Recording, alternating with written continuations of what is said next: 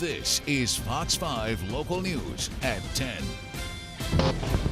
Right now at 10, a historic moment at the Democratic National Convention. I move that Hillary Clinton be selected as the nominee of the Democratic Party. Hillary Clinton becomes the first woman to ever lead a major party's presidential ticket in the United States.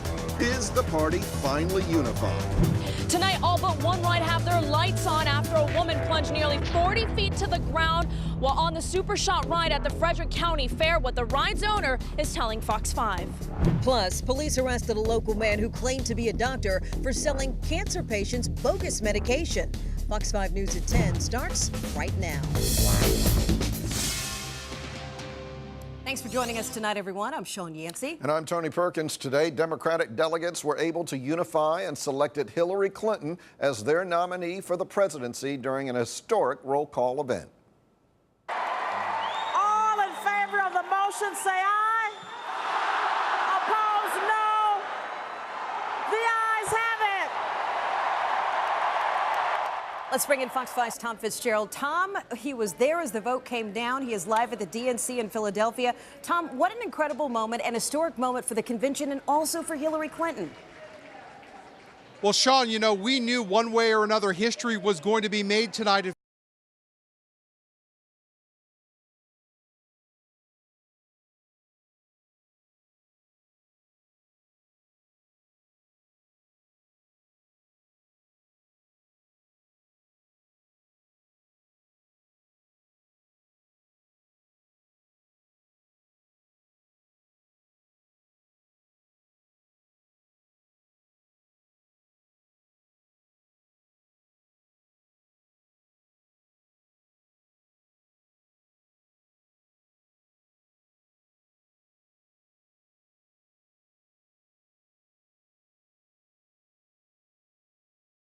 Votes cast by delegates be reflected in the official record, and I move that Hillary Clinton be selected as the nominee of the Democratic Party for President of the United States.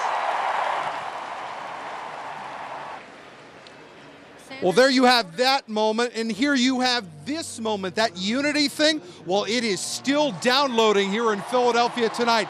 This was the scene outside of the convention center here, outside the secure barrier, as Sanders supporters tried and in some cases scaled the fence that the Secret Service had erected around this entire protest. This began at about 5 o'clock this afternoon. It is still going on tonight.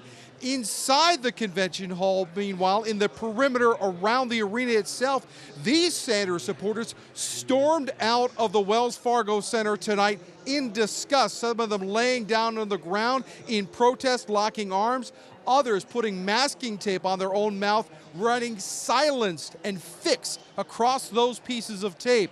The Sanders people had hoped that this gesture tonight of Bernie Sanders himself delivering this unanimous vote by voice call would have eased some of these concerns, but clearly from what we saw inside and outside this arena, these Sanders supporters tonight seem to show no sign of giving up on this protest. What we do know back here tonight, though, is there was a very big moment on the way for this evening in the Democratic Convention. President Bill Clinton will be on that stage in just a few moments to deliver a speech which no one has ever quite seen from Bill Clinton before, not talking about himself this time, but talking about his wife. Bill Clinton hits the stage here. The House is already packed. We're live in Philadelphia. Tom Fitzgerald, Fox 5 News. We'll send it back in to Sean and Tony. All right, Tom, thank you very much. We'll see you coming up in just a few more minutes here. Meantime, during this afternoon's roll call, D.C. Mayor Muriel Bowser represented the district. She used her moment in the spotlight to make a push for D.C. statehood. We are 670,000 tax-paying Americans just like you. And with statehood, and only with statehood, will we have votes in Congress just like you. Mayor Bowser cast 5 votes for Bernie Sanders and 39 for Hillary Clinton. Keep it right here on Fox 5 for everything you need to know about the convention. Tom Fitzgerald will continue live reports from Philadelphia. Also, we invite you to check out our brand new show for all things politics. You can catch 5 at 6:30 every weekday at 6:30 right here on Fox 5. Well, tonight, Fox 5 is in Frederick County, Virginia, where a woman is recovering after a fair ride broke and threw her 40 feet to the ground. Marina Morocco caught up with the owner of the ride, who spoke exclusively to Fox 5.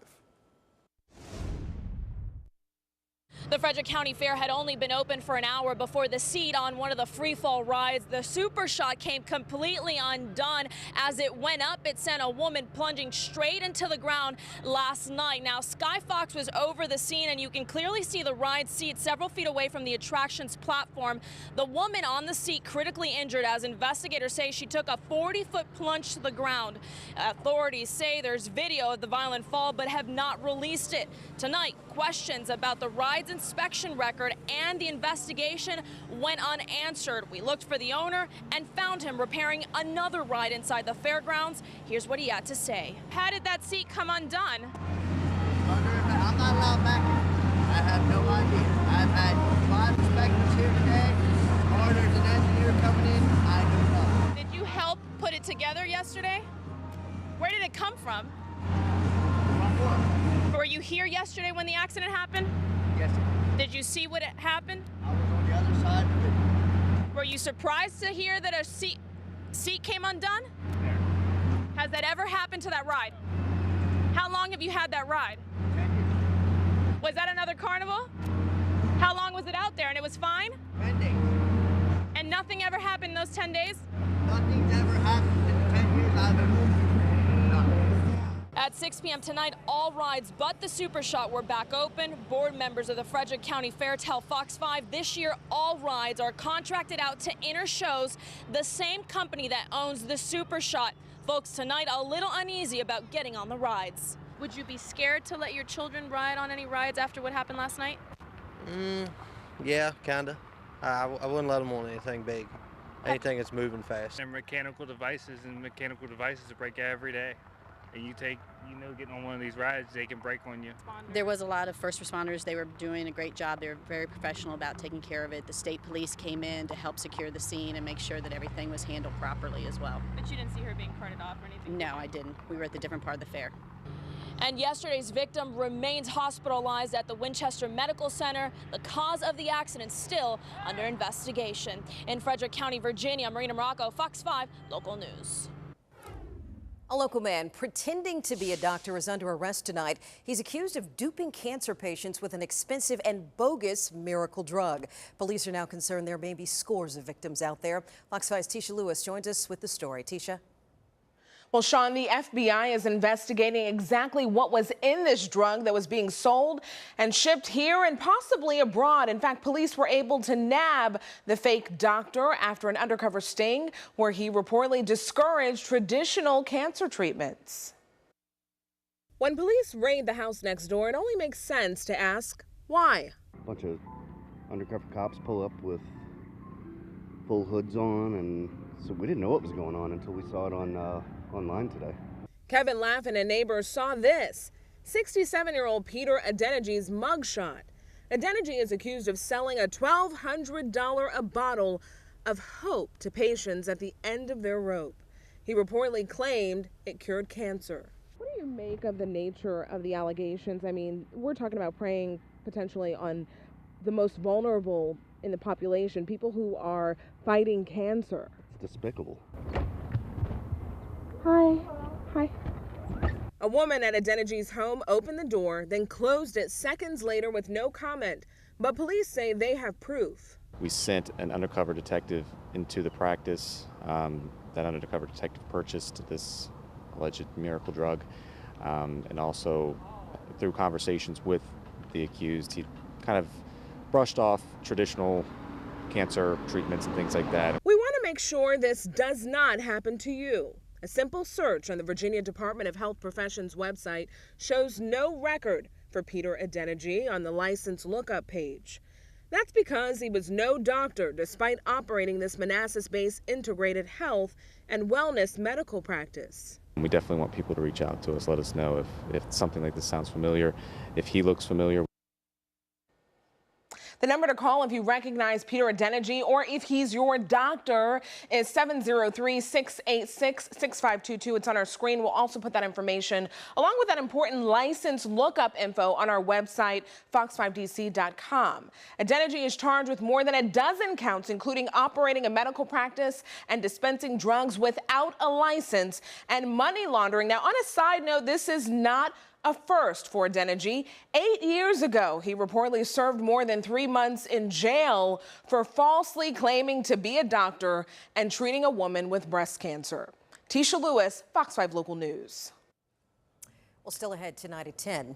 A Dunkin' Donuts employee from Virginia is accused of intentionally contaminating donuts with bleach. We'll explain how he got caught. Also ahead tonight, fire forced a dozen people out of their homes. 3 firefighters were also hurt. We'll have an update on their conditions. Plus, a dog grazed by a bullet while on a walk in D.C. We speak with the dog walker who came close to that gunfire. All of that ahead at 7.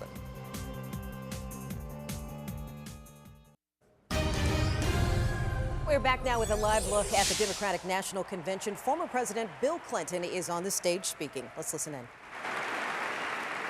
We've done it in good times and bad, through joy and heartbreak. We cried together this morning on the news that our good friend and a lot of your good friend, Mark Weiner, passed away early this morning. We built up a lifetime of memories. After the first month and that first walk, I actually drove her home to Park Ridge, Illinois, to meet her family and see the town where she grew up. A perfect example of post-World War II middle-class America. Street after street of nice houses, great schools, good parks, a big public swimming pool, and almost all white. I really liked her family. Her crusty conservative father, her rambunctious brothers, all extolling the virtues of rooting for the Bears and the Cubs.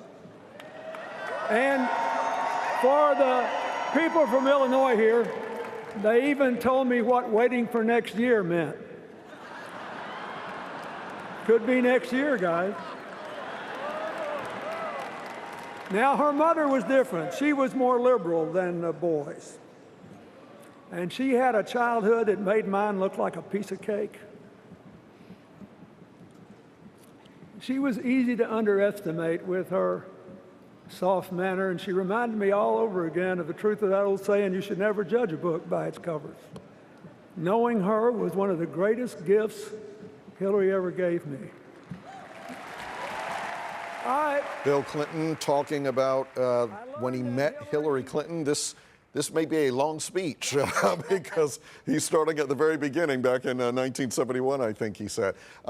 Anyway, Bill Clinton delivering a speech at the Democratic National Convention. We'll get you more information on that coming up in a little bit. In the meantime, we want to talk about the lack of a break in the heat wave. Another hot day today. Some storms heading our way may cool us down a little bit, though. We want to check in with Sue Palka. She's got the latest. Hey, Sue. Hi there, Sean, Tony. We could use some rain, too. It's pretty dry out there, and it does cool the atmosphere. Tonight, our bigger storms have been mainly south. We had a pretty severe storm go through Spotsylvania a little while ago, and that storm is now down toward Richmond, loaded with lightning. It took down some trees, did some damage in Spotsylvania.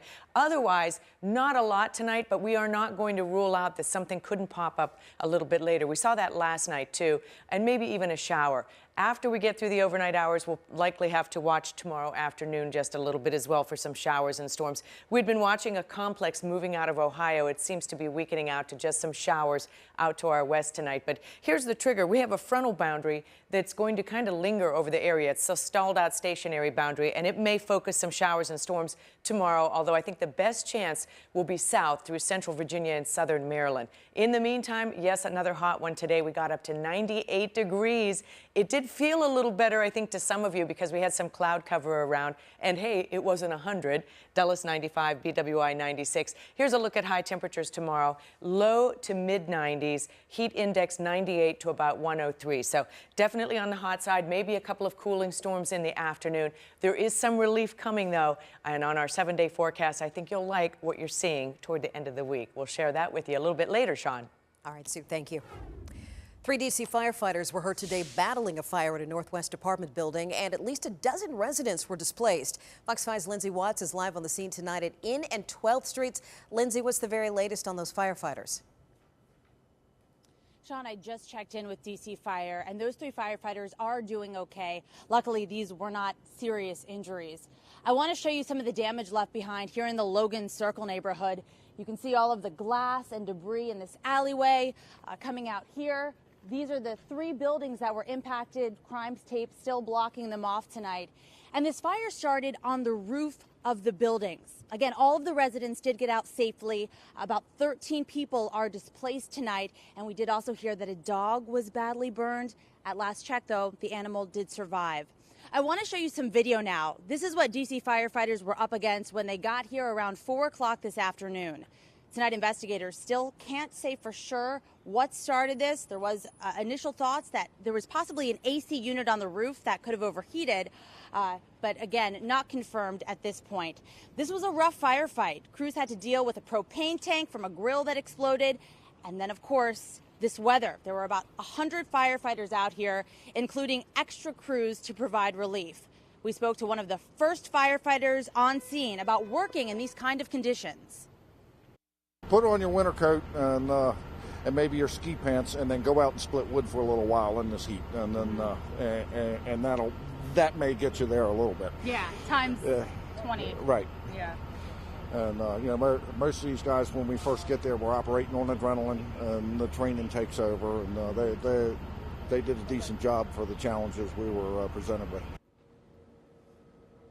Back here live now, you can see firefighters are still here tonight. I'm told they're going to be here throughout the night, just keeping an eye on these buildings, making sure that flames don't spring up again. Even though DC Fire hasn't confirmed that this was started by an AC unit, they do want to take this opportunity to just remind people that in this kind of weather, when we see these heat waves, electrical equipment can overheat or act wacky, as one official said tonight. So it's just something to be aware of, especially when you're dealing with something like an air conditioner that you're running continuously. We're live in Northwest. Lindsay Watts, Fox 5 Local News. Still ahead, a potentially dangerous situation at a Dunkin' Donuts store where an employee is accused of tainting donuts with bleach. Where it happened, coming up next. Also ahead tonight, a Virginia police officer was turned away from a local restaurant because of her uniform. How the restaurant management is responding next at 10.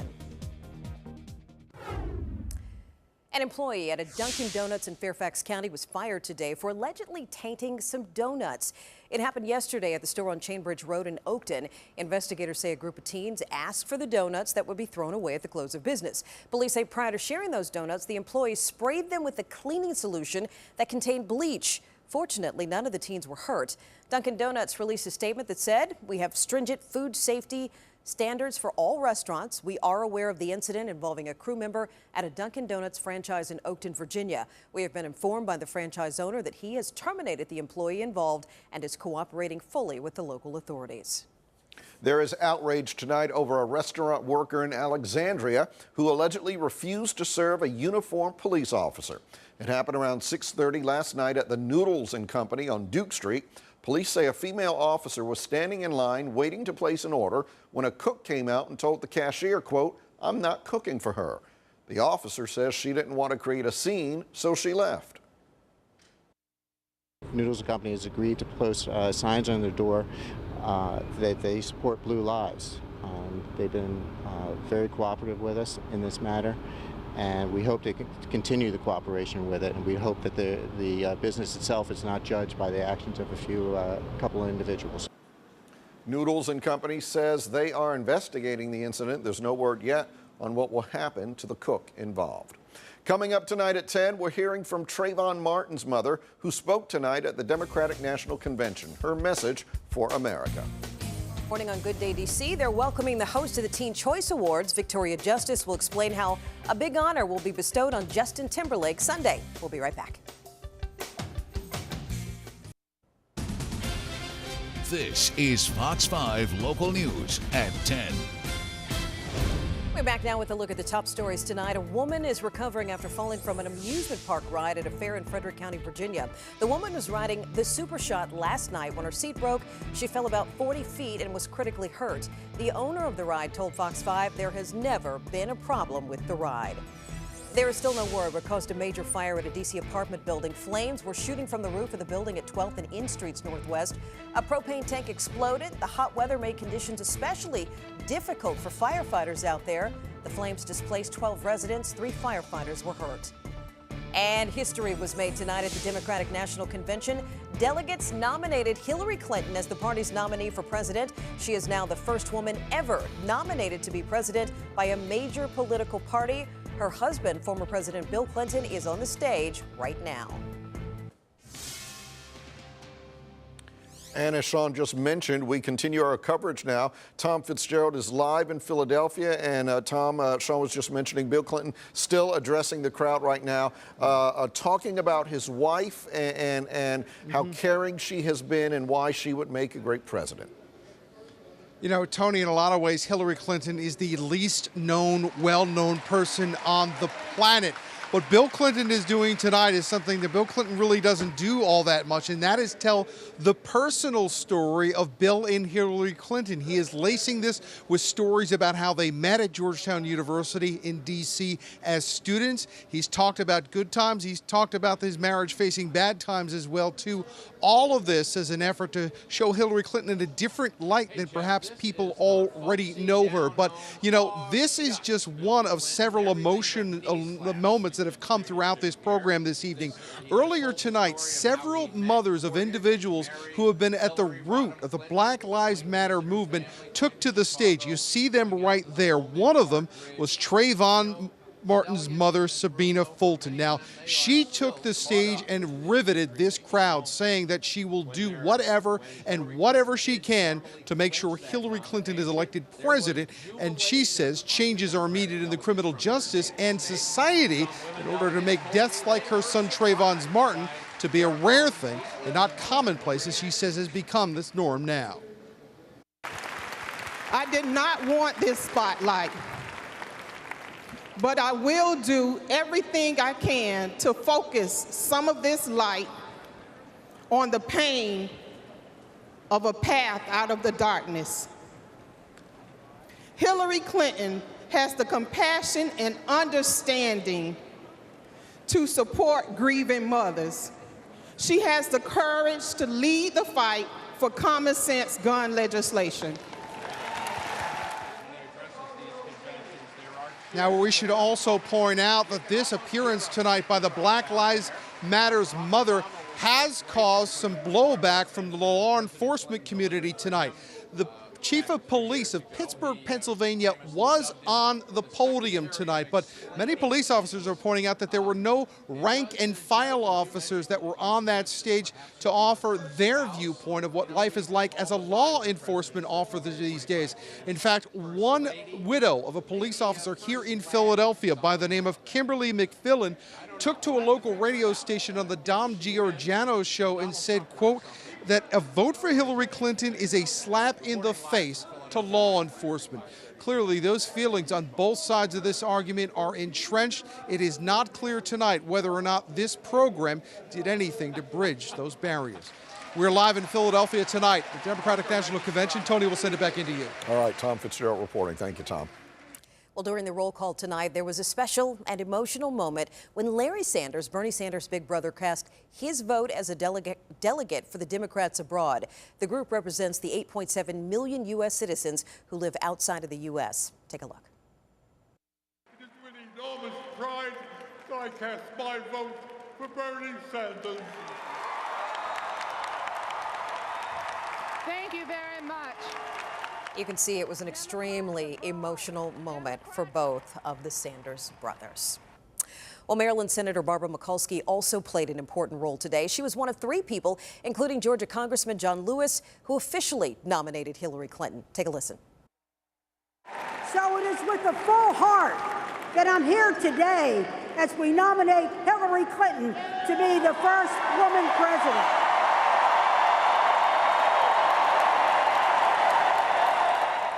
Senator Mikulski is the longest woman to serve in the Senate. She is expected to speak at the convention Thursday night, and as you also know, she is leaving office. This is her last term in office, serving in Maryland as a senator.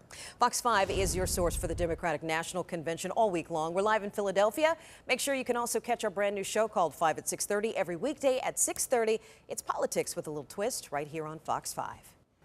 A dog was caught in the crossfire during a shooting in Northwest D.C. last night. It happened in the 700 block of Jefferson Street at about 6:30.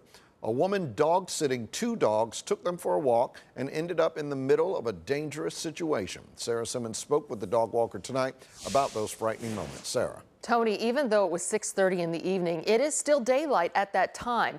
But Lauren Hayes didn't have any reason to believe she wasn't safe until gunfire rang out and hit one of the dogs she is taking care of. Just so you know, the dog is expected to be okay. Now, we caught up with Lauren as she walked the second dog tonight on a totally different path, by the way. The other dog is still at the vet clinic and is going to be okay. The dog's paw was grazed by a bullet. This was the 700 block of Jefferson Street. She was walking two dogs for a new client, so she wasn't completely familiar with that area. She only walked half a block when she saw two men begin to fire shots across the street. Lauren believes she heard at least 10 shots fired. Her instincts kicked in and she headed for cover. I kind of ducked down behind a car. I'm unclear how the dog got hit. It wasn't like right next to us, but it was still really close. I think they were finding the house on the corner, so right across the street from where I was at. It was definitely frightening. Police have not arrested anyone. A car was hit as well as the dog. Police say they found about 16 shell casings at the scene. Again, Lauren does not think she was the target, just happened to be in the wrong place at the wrong time. Tony? All right, Sarah Simmons reporting. We go from a dog story to a cat story. New at 10, a beloved neighborhood cat was killed in a hit-and-run accident in the district. Guillermo was struck and killed on Irving Street Northwest. His owner says Guillermo was an outdoor cat who was loved by the whole community. She says the cat was everyone's best friend in Mount Pleasant. She says neighbors once even threw a huge block party in his honor. There were banners on every street post and tree saying, you know, have you seen Guillermo, and photos of random orange cats. So we didn't really know what to expect. And then a few days later, it turned out that the Hobart Street Block Party had dedicated their theme to Guillermo. He was definitely a loved cat by the neighborhood and by us. Guillermo's owner says she wants to remind people in the community to slow down and watch out for pets and kids. Well, you remember the popular Ice Bucket Challenge from 2 summers ago. People from around the world dumped buckets of ice over their heads and donated money to raise money for ALS research. Turns out something very important happened with that research funding. We'll explain coming up next at 10. And as we head to the break, apparently ABC is not as easy as 1, 2, 3. Take a look. You see it there. A rather embarrassing mistake outside of a Florida high school near Orlando. You can see the school zone warning sign freshly painted on the pavement was spelled SCOHOL. Workers have since corrected that error. We'll be right back.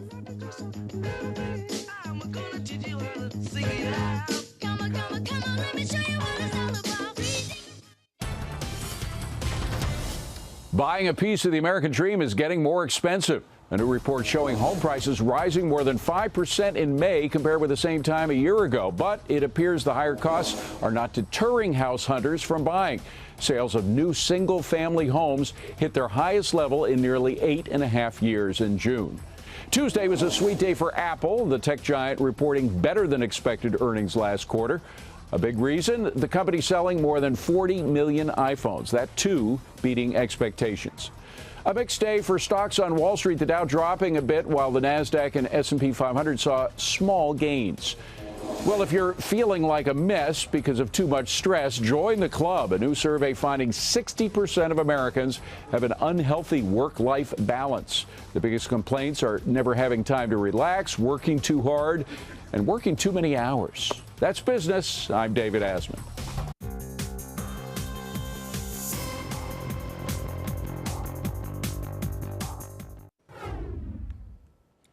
Welcome back. Some kids in Arlington are giving back to the community one glass of lemonade at a time. The nonprofit Bridges to Independence opened a lemonade stand at Pete's New Haven-style pizza today. Proceeds from the fundraiser will go to Homeward Trails Animal Rescue. Bridges to Independence teaches at-risk youth how to run a business and the importance of community service. We have to organize the sales from the behind the stage, from up front. It's really good. It's like each of us on different corners trying to help out. There was a familiar face in the crowd. Fox 5's Alexandra Limon you saw there. She was there helping out. Bridges to Independence is holding another lemonade fundraiser this Thursday at Arlington Federal Credit Union. Well, you may remember the Ice Bucket Challenge craze from 2 summers ago. Well, the social media trend just led to a big breakthrough in ALS research.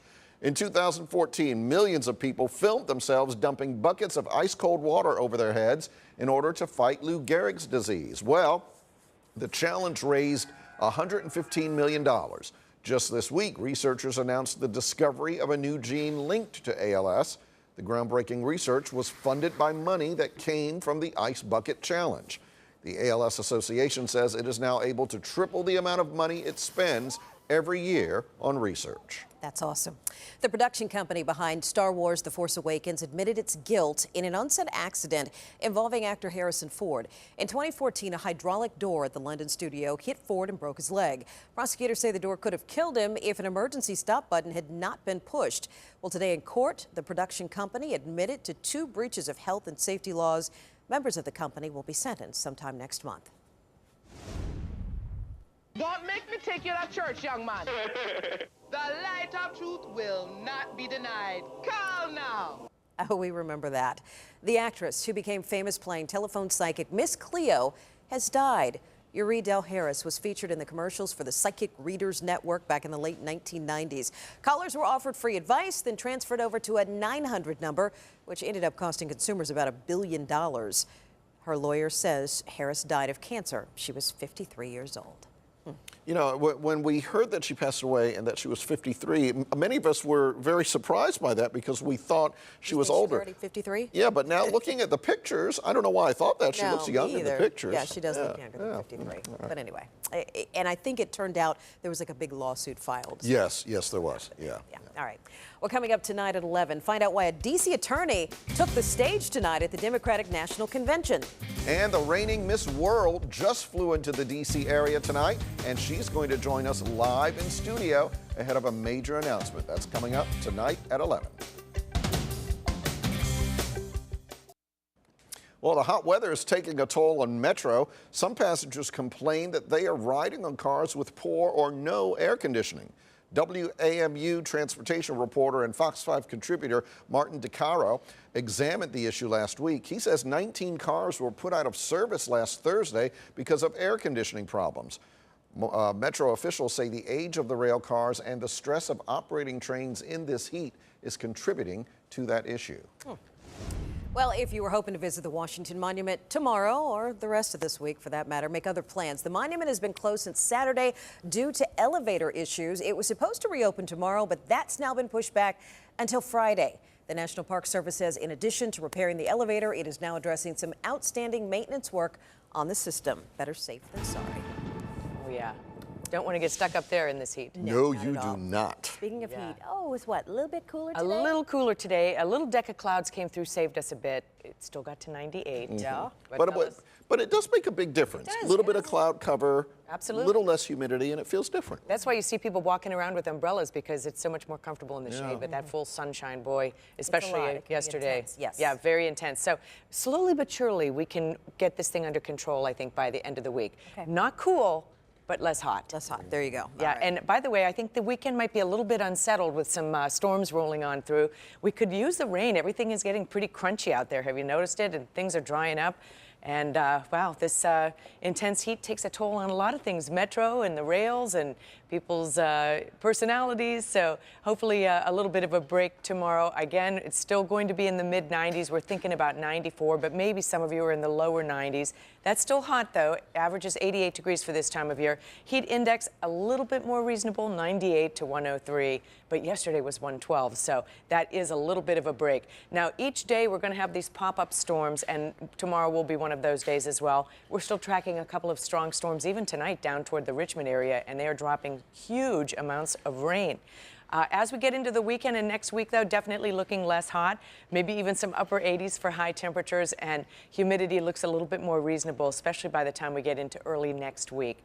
Meanwhile, these are the high temperatures today: 98 at Reagan, Dulles 95, BWI 96, a little improvement after 100 degrees yesterday, and the hot weather does continue, but the headline is that relief is starting to show up, at least on the 7-day forecast. I would describe the next 3 days, though, as still pretty hot. 94 Wednesday, 95 Thursday, and 93 on Friday, feeling like 98 to 103. But then we get into the weekend, and it may be closer to 92 degrees or 90, maybe even some upper 80s around, also with some thunderstorms. Monday, 90, Tuesday, 88 degrees. And again, the humidity starting to get a little bit better, so a little bit of relief late week. It's certainly still hot, though. And one of the reasons we're a bit more unsettled is we have a frontal boundary that did come through last night, brought some showers and storms, and there will be weak impulses riding along this boundary over the next several days that will produce some scattered storms.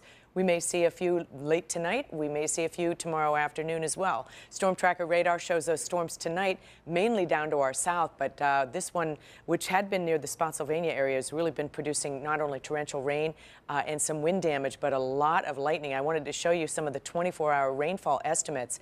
Not only did we have some very heavy rain here locally last night, but just tonight, some of these storms have been able to drop between 3 and 4 inches down to our south. So flash flooding may be a concern, especially for central Virginia, if we get any more storms tomorrow. Meanwhile, we had been watching a complex coming out of Ohio, but that has really dried up. But even so, I still think we have to keep the chance of a shower or storm overnight. I think it'd be very widely scattered. It's still 89 degrees, though, in the district, but a lot of other places cooler than that. Gaithersburg 77, Frederick 77, Culpeper 75, but humidity makes it feel worse, as you know, and it still feels like 94 in the district, 90 in Annapolis and Quantico, 86 for Dulles, and 84 for Martinsburg. So overnight, we only dropped to about 78 degrees. There could be a couple of isolated showers or an overnight storm. Not a lot, but it could happen, and I think tomorrow afternoon there could still be a few thunderstorms that we have to keep track of.